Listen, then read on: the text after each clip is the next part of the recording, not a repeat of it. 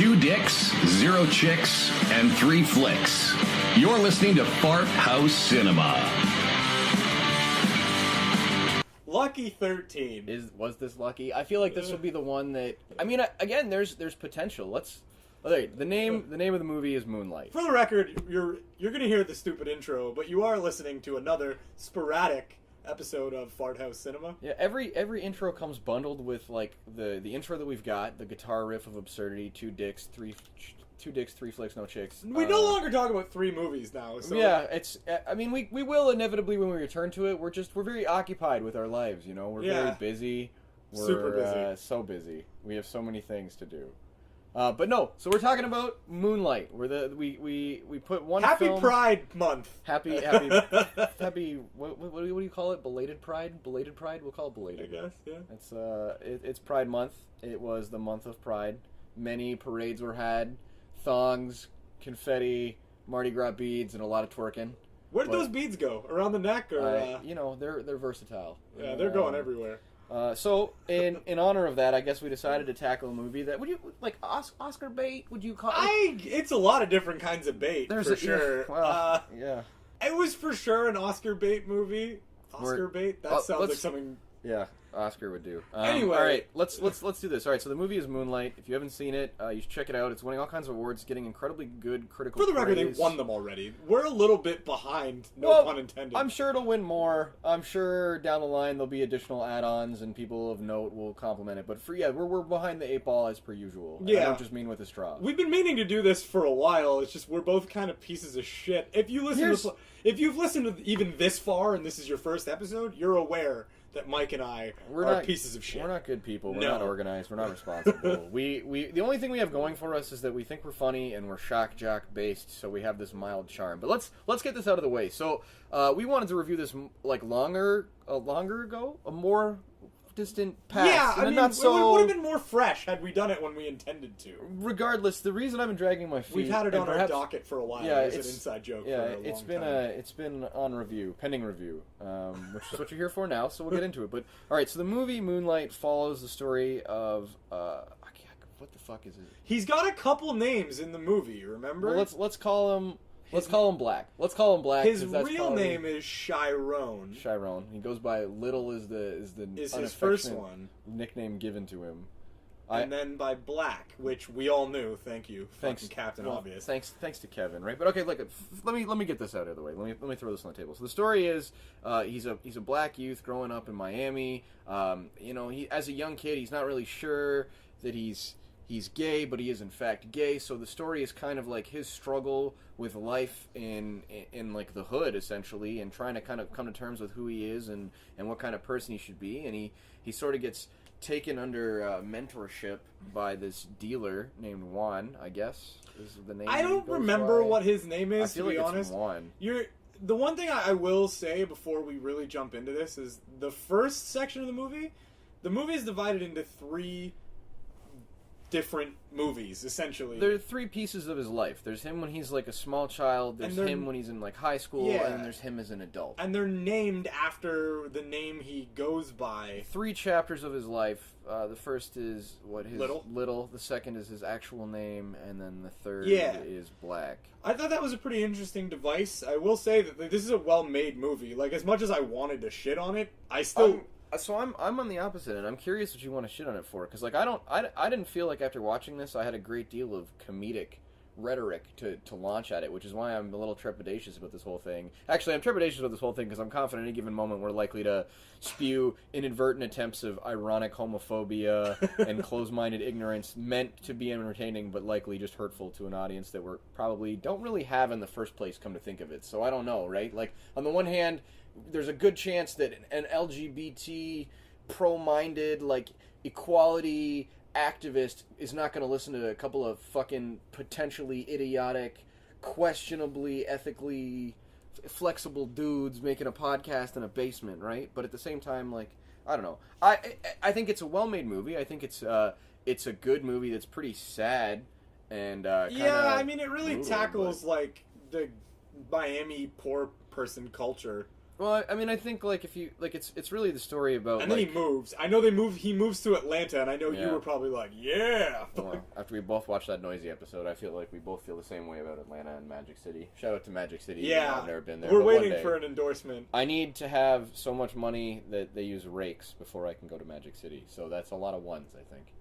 But, again, so the movie follows these 3 chapters of his life, and we're obviously going to rip them apart and detail them, because otherwise I don't know what we'll talk about for the next 30 to 45 minutes. But then after that, we're going to go and stuff our faces with Too Much Fish Tacos. Yeah. Shout out to Joey's. Yeah, Joey's.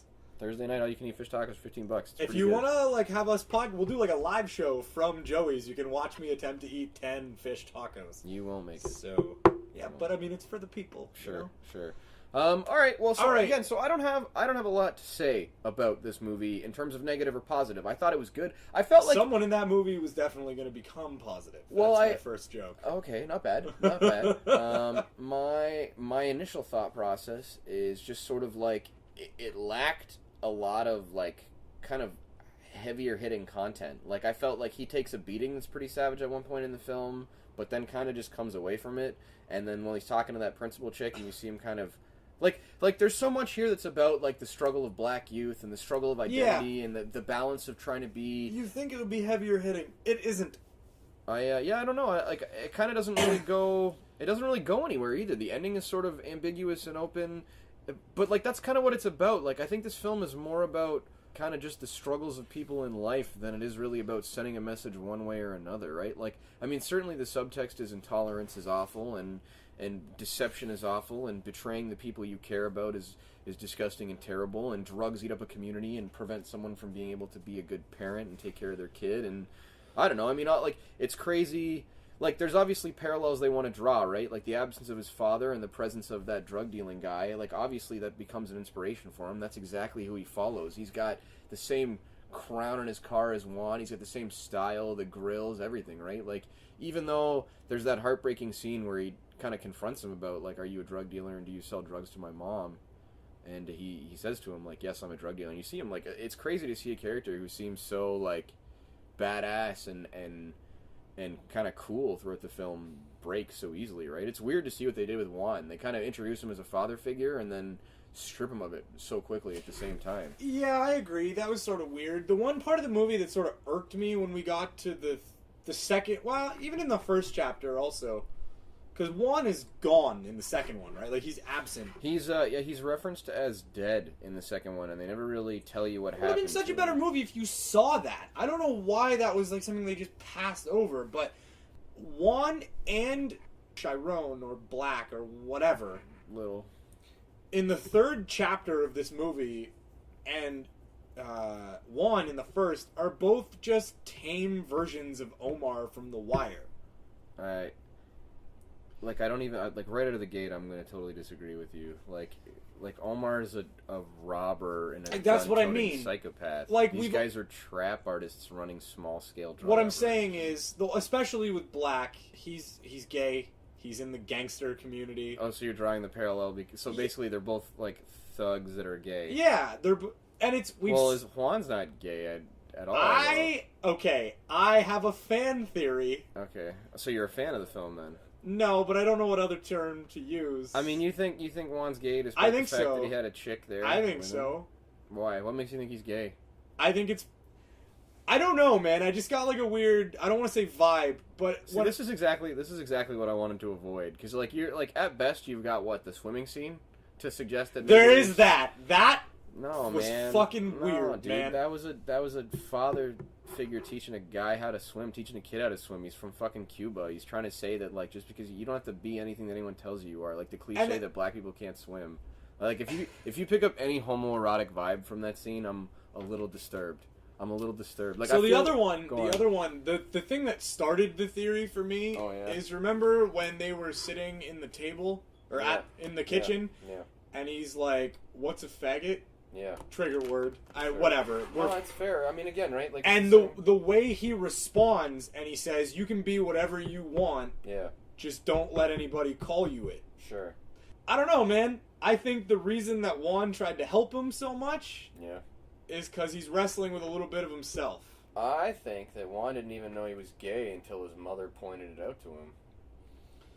Okay, so we have different theories here. Yeah. I think that it's one of those things, like, I don't want to say choose your own adventure, but I think you could leave that open to interpretation. I mean, I don't know. And the movie doesn't really change all that much. I don't know. I will say that it's not clear one way or another, and perhaps there's more clues, perhaps there's more things that bear investigating, but at the core of it, either way, there's not enough screen time with Juan for it to really even kind of learn They about his take character. away a good character way too early in the movie, in my opinion. Did they ever, like, the only thing I can assert is that he was scoping out empty buildings to flip product in or stash it in, because they don't really ever explain why he's going into that house. Yeah, his meeting with Little in the beginning is weird. Like, it didn't have to happen. And I just think, like, are you, like, what... I wish they had done more to kind of express why this guy actually even took an interest with him in the first place. Like why does he give a shit? Other than, like, I guess he was being chased. So maybe there's that subtext there. Like, maybe he helped him because he used to be that kid. Maybe he's not gay. Maybe he's fostered up this whole... There is some weird... I think this movie does an interesting job in doing... Like, there's two things it does to make a point about how your sexual identity doesn't determine your personality or your life. The first is that there aren't really, like... There's not a great deal of sexual experiences. Like, I thought there was going to be a lot more in this film. There's what, but like there's two? one. There's the beach BJ, right? Yeah, like the hand job, I thought, but I don't know. I guess it is a hand It job. seemed to me like a beach-based hand job. And then I guess there's like the scene Risky where all the getting kids... sand in there. Yeah, well, Or man, pellet. what do you think of that scene where he wipes the semen on the sand next to him, and the sand's all dry? I was like, there should be sand stuck to his hand. Like, let's be realistic here. Like, come on. What was your favorite of all the three acts? Which one is your favorite? I think the third one's like the nicest, and it's kind of got a happy ending because you are sort of seeing this dude who, like, because like Chiron versus Black are just so opposite end of the spectrum, and you see that like Kevin realizes that about him, and it's interesting because Kevin sort of, for the middle act of the film, becomes like a romantic interest, and it's obvious he's going to be gay from the get-go. Like, it's so, like, I mean, again, that's why you have the wrestling scene, I suppose, too, when they're both left on the ground as kids breathing heavily. Like, there to me was a weird homoerotic subtext. Yeah. But never with Juan, but that's just my perspective. But, like, it was abundantly clear, right? Like, every other kid doesn't like you, but this one dude seems to really like you. And, of course, he's talking about how much he crushes tons of ass, so... Like, I don't know, it was just, like, it was a plot device that you saw coming, but it was really, really obvious, and then the whole, like, I'm gonna make you fight him, or whatever. The stand-up like, game, I think they yeah, called the it. knockdown game, wasn't it? Or, Something. I don't know, whatever. I mean, Essentially, one of the school bullies forces him to beat him up. Yeah, even though these two have had, like, an intimate moment, and so it's you know, it's about the duality. It's everything. It's about the persecution of those who are by those who are but are denying it, right? It's about, like, again, are you yourself? How much do you owe your culture? I mean, again, this film tackles a lot of, like, violence in black youth and the struggle in schools. You know, But it tackles it in such a tame way. And, okay, so this movie and another movie I'm going to reference briefly. Sure. Don't worry, I'm not going to get on this for very long. Dude, we don't have any other movies to talk about. Two movies this year that were both fucking Oscar bait did the exact same thing. And they were both urban movies. And I know I'm going to sound like a bit of a movie racist with the whole Oscars too white thing. And I don't care because it's still true. Both Hidden Figures and this movie took a topic that would have been rough and horrible and kind of uncomfortable and tried to make it as comfortable as possible for other viewers. For example, if you've never seen Hidden Figures, it's a movie about African American women working for NASA in the 60s. You've made this rant to me before. Okay, I know we've talked about it off mic, so I'm going to say it briefly, and I don't want to bore you. Too late. The 60s, everybody smoked, everybody swore, and everybody was a racist. What happened in Hidden Figures? No smoking, no swearing, no racism. Now, are you really going to say there's no racism? there literally is like one moment of vague racism. All right.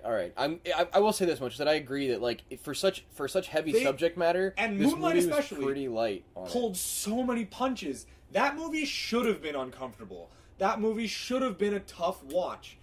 It wasn't. I mean, like, it had some nice cinematography. It had an uncomfortable hand job. It had, like, some vaguely gay subtext and kind of a weird beating and some uncomfortable scenes with his mom. Mm-hmm. But other than that, it was a fucking Lifetime movie. Well, I think that's kind of the problem. Not that, like, this movie doesn't have to do anything other than it wants, and it very much just follows the story of this one dude. And, like, it felt very human, because nothing really gets accomplished and everyone's kind of sad and not And generally, happy I like and just movies where trying to nothing move on. happens. You know that about me. Well, see, I'm the opposite. I like movies where something fucking happens. When I say nothing happens, I mean a slow burn movie. Like, Sure. I love Drive. I love Killing Them Softly. There's a movie called Out of the Furnace I very much enjoy, which I've tried to get you to watch. I've seen it. Have you? Mm-hmm. Very depressing. Yeah. Excellent movie. Yeah. Very slow. I don't know, like, I just feel like in this movie, like the most dramatic points almost aren't even on film, right? Like, I don't know how you, like, I would be very curious to see the story of the evolution of Chiron into Black via jail or the penal system, but they skipped that out. Like, he's just out of jail by the time it's done. That is my big note. So you assume that he goes to some kind of reform school or juvenile prison for the beatdown he gets in revenge for somebody beating him up. Mm-hmm. But they don't show it. That would have been excellent. That would have been great. You would have seen a little bit of how he became black. Right, but I mean, he like, was born black. Let me be honest. I guess that like the frustrating thing for me is like I don't know.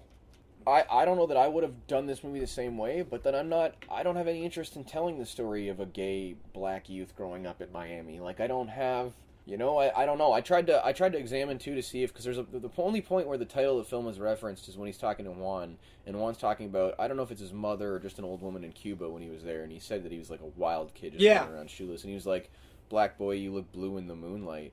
But I don't know if that means like blue, like you're different, like you're special in the moonlight, like, or if it means like you're not, like you don't have to be anything that anyone says you are, or if it's just like, I don't know if it's an old Cuban. I should have looked into it or tried to investigate it at all. But like again, we like, don't fact check on this. There's not a great deal of profound like subtext to this film. Like there's a lot of intense emotional conveyance. Like there's a lot of there should be. Well, like, but it's human. Like it can't, like they don't want to have the, like, I don't know, like. It suffers from cliches too, because like I'm honestly pretty done with the drugged out mother syndrome. Yeah, see, but it's a real thing. So that's what true. do you? But that again, had I seen had this movie come out 10 years ago, we all would have been like, "Holy shit!" Now, no. Yeah, I mean, I don't know. As somebody who watched The Wire, like who's seen the best drugged out mom in the history of movies, Kim Basinger, 8 Mile, excellent. Well, there you go, right? I mean, I don't know. Like it's just been done. Like I like, and I mean, again, I don't even mean to say that because it's solid in the movie. If you haven't seen this kind of content before, so be it. But I didn't feel like okay, like you're a nurse, but somehow you're also a junkie. But I really feel. Did they say she was a nurse? I mean, she's wearing scrubs every time she gets back from work, so I assume that's what she's. Old folks' home, maybe. Maybe. But either way, I completely missed that. So yeah, I don't know. I mean, I thought it was like. I thought it was interesting that she's like, I gotta keep this thuggy guy away from my kid. Although, does she not get worse through the progression of the first act? Yeah, pretty much, yeah. She in the beginning, she's kind of got like a dude over and they're hiding stuff, and then it just gets worse and worse from there. Their TV gets stolen, she leaves the door unlocked, more stuff gets stolen, she has like a breakdown. Yeah, it's crazy She tells him not to look at him, which that was the only scene that ever got me to be like, oh, all right. I really tried to figure out what she said to him, because they show the same scene twice. They show it where she's in this hallway with this, and you get this weird, like, there's such a prostitute subtext to his mother as well, because not only does she, like, dress in a certain way, like, every time you see her bedroom, there's, like, a red light on, like, very subtextual. I picked up on that a little bit, too. She sort of, as a mother, devolves, because in the beginning of the movie, they're, like, close. A little more close. I wouldn't say.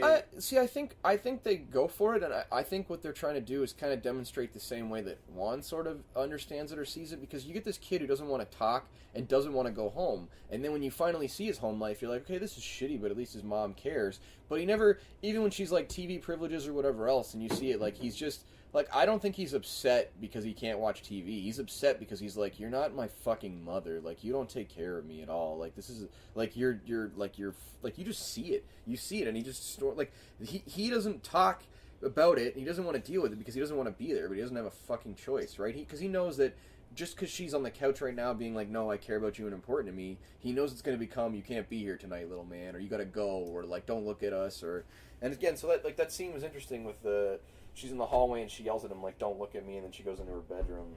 Did you like it? Did you like the movie? I think it's a good film. Like, I think It's a well-made film. I wouldn't say it's a good film. Well, I would say the acting is good. I would say, like, here's the problem: the story it tries to tell is exactly what it tells. Like, there's no, like, what I've done. That's fair. I guess they accomplished their goal. That's the problem. Is that, like, the more I look at it, the more it wasn't like a movie that was trying to necessarily like send a message or have any kind of point. It was just more about, like, I think life and how life can just be brutal and frustrating, and all anyone can really do is try. And sometimes you get caught up in shit, you know, and you try to avoid it and be yourself. But, like, again, like, you have, like, look at the duality behind Kev and Black, because Kev is a guy who's acting like in a falsified way. He's taken on all this machismo thuggishness. Like, you see it in, like, the diamond earring. You see it in the way he talks about fucking that girl and getting detention or whatever else have you, right? Like, everything about him is kind of like fake. Like, it's a persona that he has so he can deal with the world around him, so he can deal with the ignorant bullies that do pick on people. Whereas, in a sense, like, look who he's drawn to. He's drawn to Black or Little because that he is who he is. Like, he's not openly gay necessarily, but people acknowledge him as gay. They treat him as such, and he just does his own thing, you know. And I don't know. I thought the scene where they got together was pretty great. I mean, obvious on the beach, but I thought it was good the way where he was like again, you see it like the shredding it, where he's like, it makes you kind of want to cry, and it's like a bait to talk about actual emotions, because let alone most men can't do that, let alone growing up in a place like the hood. Like, you think there's no room for that? Like, all there is the search for weakness and the means to fucking attack it, because there's no values or self-worth.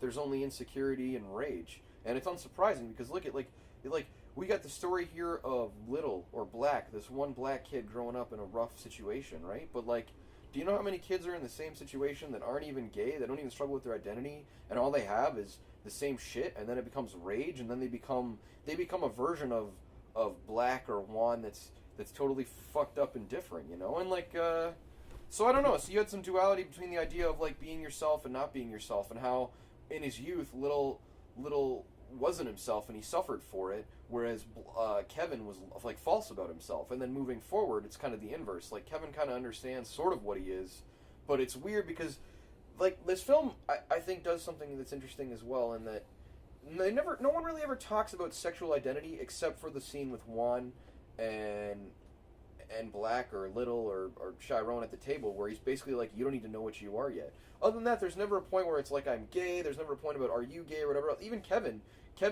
clearly gay, right? On some level, at least interested in Chiron. He's got to be at least curious. But he has a kid too, right? And it's like, and married. Like, he talks about his wife. Well, I think split, because they're not involved anymore, right? But I don't know. It's weird.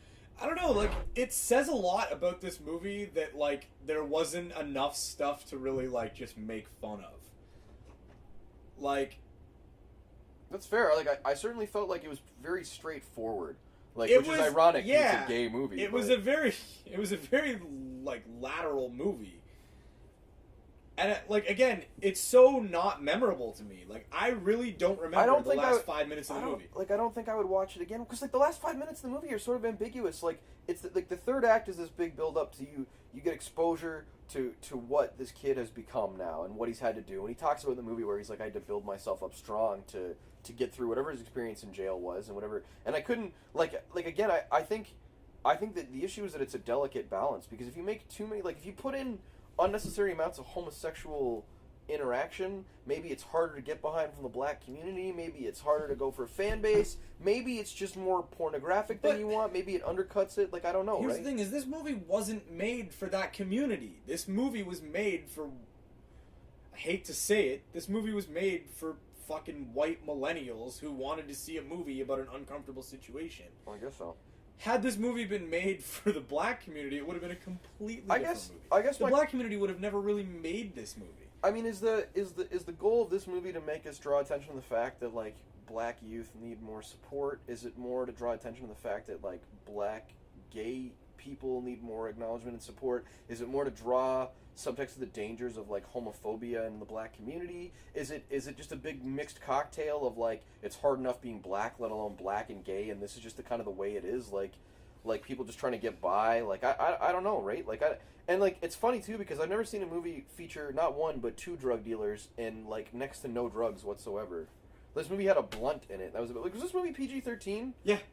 Okay. Well, then that's why. That's literally why. But that's the thing. Like, this movie should have been, like, at least... do they even do 18A anymore? Maybe this is just supposed to be, like, a challenging movie for, like, teenagers. Like, well, that's the thing, right? Like, even, like, back to Hidden Figures again. What are your notes, man? What do you... Like, how much of it is just rampant homophobia laden? So that's like, the thing, that's the thing. And, like, I kind of kept this under wraps when we were talking not in person. Mm-hmm. I am in the same boat as you. I watched this movie like, oh, I'm gonna make some uncomfortable jokes and we're gonna get some...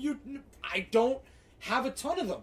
It was an awkward hand job, for sure. Don't get sand in your pee hole. Yep. That's really, like, the focus of 90% of my jokes. The rest of my jokes on this movie are just saying that it's all fucking hype. This movie isn't good. It looks good. Like, it's... I think it's got a good feel. I think the music's there. Like, I think it's okay. It's succinct and it's coherent, but I mean, it didn't blow me away. I didn't feel moved a great deal. Like, there are scenes that are highly, like, when he's talking to his mom and kind of, in a sense, forgives her or makes peace with her. Like, that should be an emotionally profound scene, but I can't help but feel like I can't believe you still have her in your life. Like, so. But I guess she cleaned up. I don't know. I don't know. This movie, like, I don't know. There's so many problems that I have with it. It's just an after-school special to me. Like, it's not. I mean, I think it tackles some more advanced stuff than that, but it never, like, it doesn't make a point about any of it. No pun intended, but I never really got behind it. Like, I can appreciate the idea of, like, a biopic that tells the story of this individual, and again, you do feel for Chiron a little bit. Oh, yeah, for sure. But everyone going into this, like, everything I ever heard about this movie was, oh, it's so moving and brilliant. It's groundbreaking. No, it's not. I've seen more uncomfortable things on TV. I just don't like. I mean, I guess maybe that's the irony. Like, maybe if you're, so we have. It's easy to perceive us as closed-minded or perhaps even like homophobic or big. I don't think either of us are. No.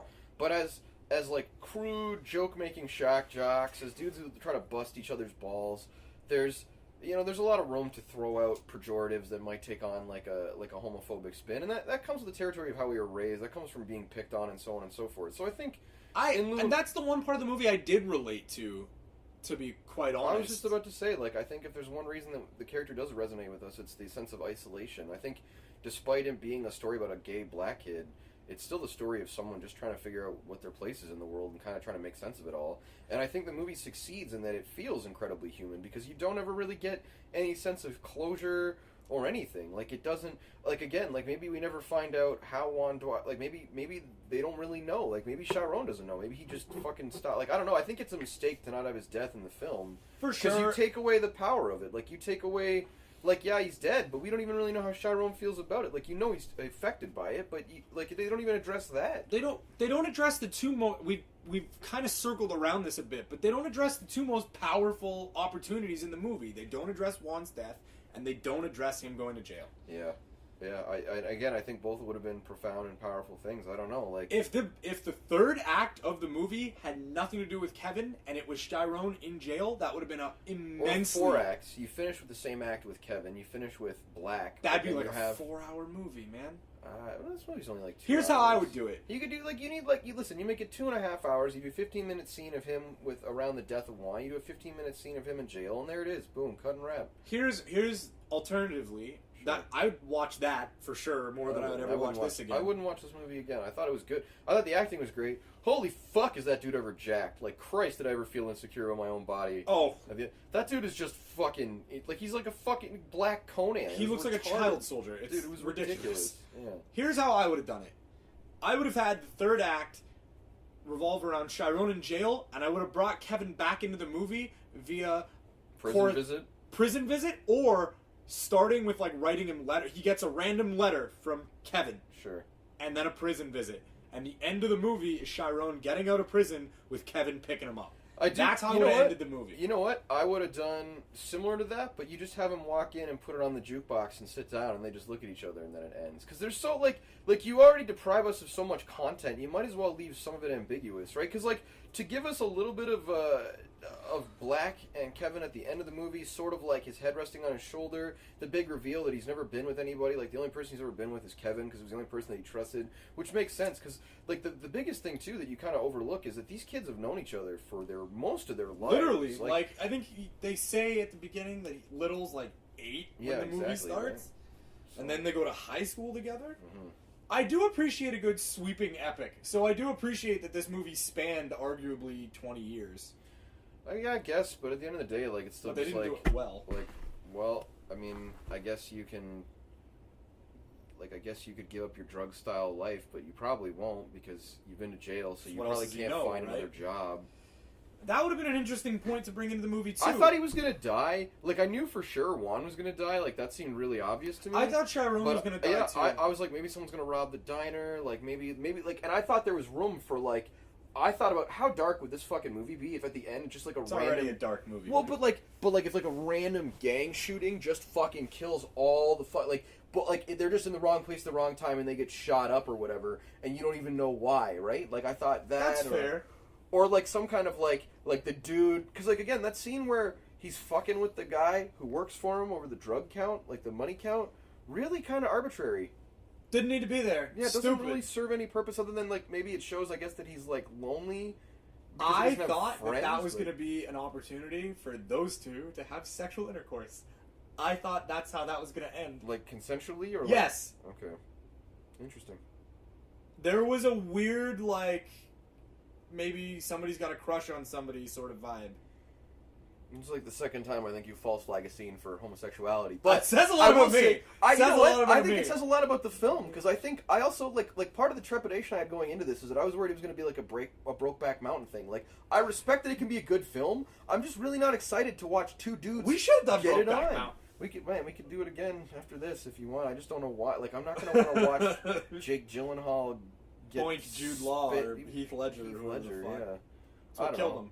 Right, like, that's just the thing, like, as a straight dude who likes action-oriented movies, I don't know, there wasn't enough action here, there wasn't enough drama here, there wasn't anything, like, it's just basically, like, a sad gay dude who can't ever be accepted, and here's something else I want to talk about, too, right? He's a sad gay dude who doesn't get accepted, his struggle is totally brutal and terrible, I totally can't even understand how hard or difficult it would be to live like that. My problem is, I don't care. That's the thing. As much as I wanted to make fun of this movie for all the gay shit that was going to be in it, for the purpose of comedy, before anybody writes a letter. As much as I wanted to make fun of the movie that, let's talk. All I can say about this movie is that it's a shitty fucking movie. I think it's a well-written movie. Like, is it though? No, because if it was a well-written movie, all the stuff that we described, not to say that him and I but I think are the movie problem, geniuses. Like you're looking at it too much like how it fails to be a AAA Hollywood blockbuster, but it's just supposed to be a biopic about this dude. Like that's all it is. Like I'm with you. There's not enough here for me to be entertained. There's not enough for me to really give a shit. That's not even entertaining. I literally felt not to you. I'm sure some people out there would find it interesting. I'm sure if I was a black gay kid, I'd be like, this is for sure. I'd be watching this movie on repeat, but I'm not. That or I'd be looking at like pornography probably on repeat. I don't know. I don't know if gay kids are into more porn or less porn than straight kids. I don't know. I mean, I was into porn as a kid. Mike watched so much porn that Pornhub had him put his initials in at the end, like Buck Hunter. Yeah. I always finished with DMX. I always liked that on Buck. I always thought you would have gone with ass. I always thought you were an ass. I mean, I won't say no, but you know, I mean, tit is also funny. Now that I've seen Hot Tub Time Machine, I don't know if you've ever seen Hot Tub Time Machine. I go with Dix, D-I-X. Yeah, Dix isn't bad. I like DMX. It always cheered me up. We don't have a whole lot left to say about this fucking movie. All right, really. So you don't have even a great deal of notes. Like you're just kind of calling my bluff to try to motivate me to write notes, or what? No, not necessarily. Or your notes like this movie's gay, written 16 times. It's literally just me like picking. I wanted to make fun of the movie, but it turned into me critiquing the movie in like a more honest way, which in a weird way I kind of appreciate because we don't generally do that. Well, like, I think there's something kind of maybe in a meta review of what we do here, but, like, I don't feel like there's anything wrong with being gay. I don't think there's anything wrong with choosing your own sexual orientation or, not even choosing it, but identifying or feeling it or whatever else. Like, I don't think there's anything wrong with doing what makes you happy as long as it doesn't hurt anybody. But I also think that nothing should be bulletproof. Nothing should be allowed to not be made fun of. Like, there's That's nothing. fair. There's nothing that's sacred. Like, for the same reason that I expect anyone that could make fun of me or my lifestyle choices or my fucking podcasting choices or my choice of friends, i.e. Spencer, I'm still not even sure. But, like, that's all. I accept that. That's open to interpretation. It's open. People are allowed to have an opinion on it. They're allowed to make fun of it and belittle it. Like, hate speech to me is we should lynch gay people. Hate speech to me is not, I think Spencer's gay, and then we laugh about it like a couple of Yeah, dudes. comedy is not hate speech. In its actual form, is not hate speech. But hate speech is also not comedy. So if you compare the two and think that one is the other, generally you're wrong. Or you're doing it wrong, depending on which end of it you're on. I think like it becomes a double-edged sword because people kind of look to the idea that like belittling serious subject matter can stop people from taking it seriously. But I think that's not the same thing as enabling people to do bad shit. And I also just think that humor is a tool that takes the power from everything. It humanizes everything. It puts everything in the mud. And more to the point, too, that, like, you know, everyone sees the value of free speech. Everyone sees the value in the idea to say whatever you want and do whatever you want. But way less often are people acknowledge the value of the obscene, the value of too far. And the reason that it's valuable is because you need to have people discussing openly the boundaries of society. You need to have things that do kind of offend, because offensiveness is, in a lot of ways, challenging your perceptions. And anyone who believes that their perceptions are beyond challenge are exactly the kind of people that need to be ridiculed. Knowledge. Yeah, that was... This conversation that we've had is the most interesting part of me watching Moonlight. Probably one of the more profound conversations we've had in relation to podcasting. But all in all, I'll say this much. It wasn't difficult for me to watch Moonlight. I didn't have a bad time. It wasn't difficult because I was uncomfortable. It was difficult because I didn't enjoy the movie. Were you uncomfortable? Huh? Were you uncomfortable? You weren't uncomfortable. No, I wasn't. I wanted to be, though. In a weird way, I wanted to be this movie wanted to pushed have the envelope. You wanted to have your perceptions challenged a little bit. You wanted to see some, not necessarily jarring stuff, but I felt like, with the what are the most brutal scenes in this movie? The beatdown. And his revenge. Even his revenge. His revenge is super tame. It's literally like a guy gets hit with a chair and goes down like a sack of bricks. Dude, but he gets hit with a wooden chair that breaks, and then he goes down. Not even he goes down pretty fucking softly, and then you kind of see him swing the remnants of the chair, and you hear a wooden breaking sound. But it's there would be no impact from the remnants of the chair. Are we supposed to assume that he killed him? No. Because that would have been a great movie. I mean, I think that would have helped better explain kind of what was going on, and I definitely felt like this movie had a weird relationship with guns too, where they showed them but never used them. I wonder if that was a budget thing. I know Maybe. this or movie... a PG-13 thing, right? No, you can still use... Dude, Transformers is PG-13. It's true. Well, I mean, laser guns.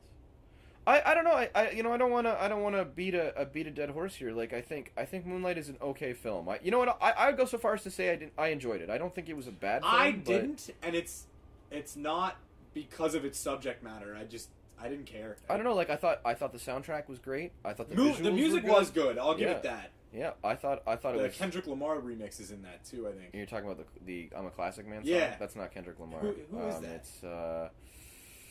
It's Jay Dena, and he does a bunch of good songs, actually. He's got a lot of an African kind of Congo dandy sort of vibe to his hip hop stuff, but he got Classic Man is the original song he did. He did a remix with Kendrick Lamar. That's okay, yeah, because he did that for a video game that I played. Yeah, and Kendrick Lamar does have a verse on a remix of that song, and then that's a new remix because it's super slow. I don't know who that is. That's but they had a trap sort of. Yeah, but they had a bunch of classic throwback. The jukebox scene was kind of great, but then also kind of weird because I can't remember the last time I saw a fucking old school jukebox in a diner set in the modern. But I don't really know what the timeline. I guess so. I think the movie ending is pretty weak because it's sort of ambiguous, but it all just kind of depends on intention, because I think if the director was going for the sort of human, naturally unresolved feeling to things in the universe, because everyone's a being. You've had good things and tragedies, and you've had positive things and sad things, and a lot of time life especially comes with anonymous or anomalous events that are unresolved, and you're left with a consistent and perpetual sort of feeling that can't really be...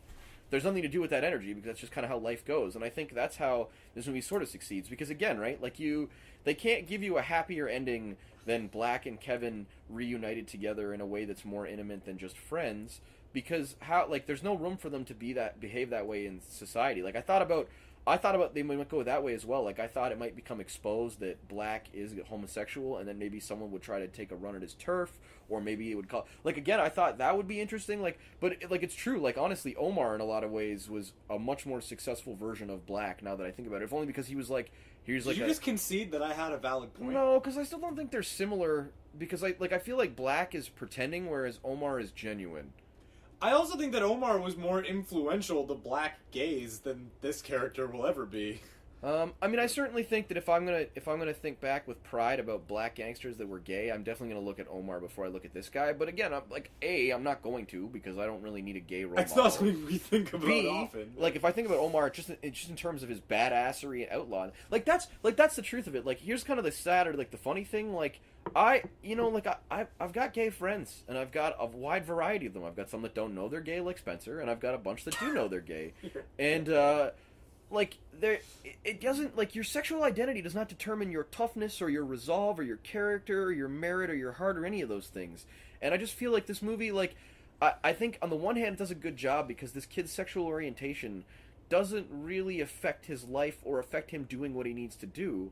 But on the other hand, like, they certainly make his whole life built around it, and it doesn't even really ever matter much because you basically find out he got a hand job once on a beach by a dude. And then that was it. Okay, so I don't want to beat Moonlight to death. I will say one more thing, and then there's one more thing other than Moonlight I want to talk about before we end the episode. Sure, yeah. Do you realize that this whole entire movie could have taken all the homosexual content out, and the movie would be exactly the same? Well, I mean, I think that's why... Like, he would just be a bullied poor kid from Miami. Well, the movie would not have changed at all. And it's also why it's important they never talk about sexual orientation, because they never really state that he's gay or one time not.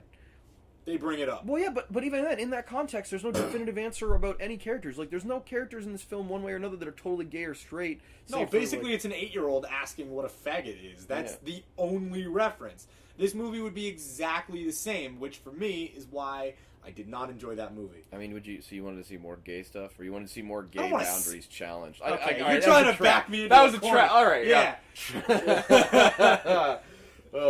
Listen, I see what you're trying to do.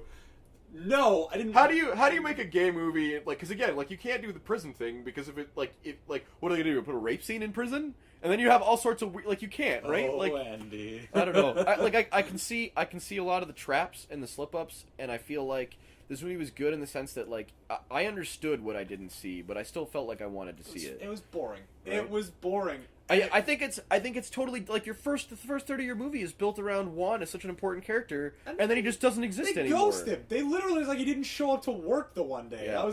Like he stopped working on the film and they just wrote him out. Yeah, like I don't know, man. Moonlight was a bad movie. I respect your opinion, but this one, unlike the Roadhouse debate, no, man. Again, I just all I can do is speak to my own interpretation. And that's fair. I think this turned into a good conversation about film, dude. Yeah. I think this has honestly been one of the more interesting ones to review because I think it's a good chance for us to acknowledge that we're capable in terms of examining film critically. It's just that contrary to popular belief, Mike and I are not dumb when it comes to we're dumb in a lot of ways. The jury's still out. Have you seen? So enough about Moonlight. All right, and we're done. So hey, wait, we have to give it a gay themed rating system. I'm gonna give it 1 beach hand job out of 4. I'm gonna give it 10,000 semen-filled grains of sand out of 20,000 grains of semen. So you're like a... I don't know, because that's like half. I would give this movie like a 6.5 out of 10. Here's my barometer for movies that I've now determined. This is a weird category of movie. That's fair. But like this movie will never be better than Heat to me, for example. Well, no, but that's what I'm saying. Like, how do I give it a high rating? How do I this movie had 2 guns and no shooting of them. It's bad. Here's the barometer. Go on. If you or like budometer. Nice. Low brow. If it came on, yeah, too strong. Like on the movie network or something, like smoking a blunt on the beach, and you couldn't turn the movie channel off. If you couldn't find the remote for whatever reason, yeah, would you sit there and watch the movie again? No.